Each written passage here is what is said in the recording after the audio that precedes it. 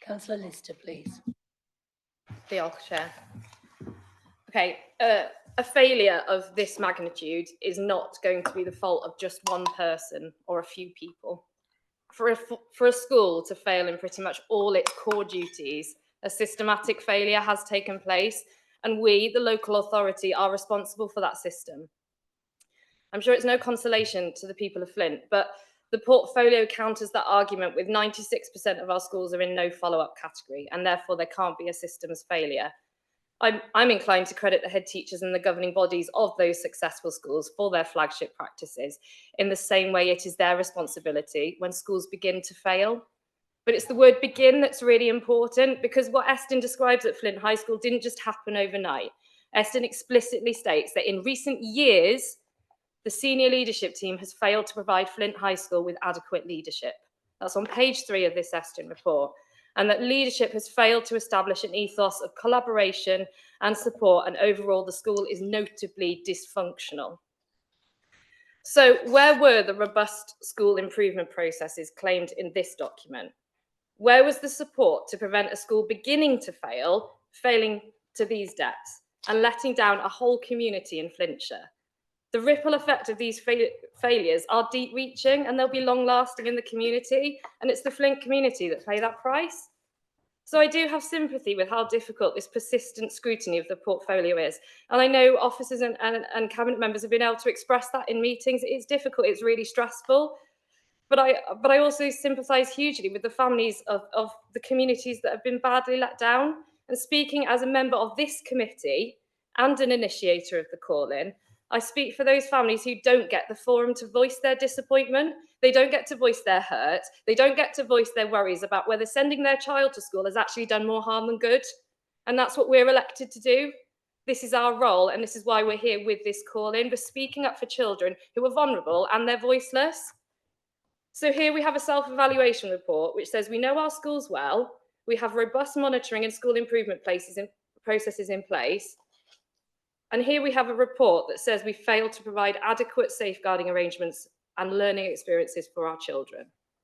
To have this report ratified by this cabinet the day after the release of this report is both dismissive of the Flint community and deeply disrespectful.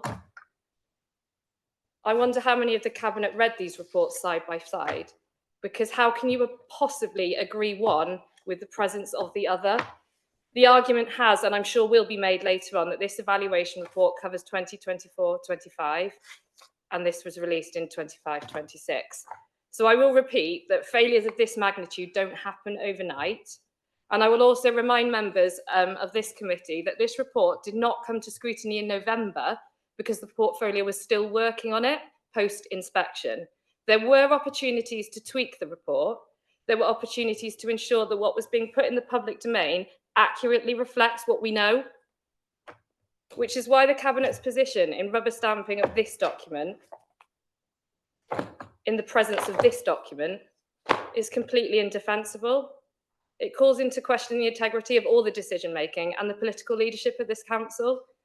What is released in the public domain from this council, whether to the press or in report, implicitly implies it comes from us all. Well, with this call-in, I'm saying it does not come in my name, and I hope other people will join me in demanding honest, informed, intelligent and robust decision-making.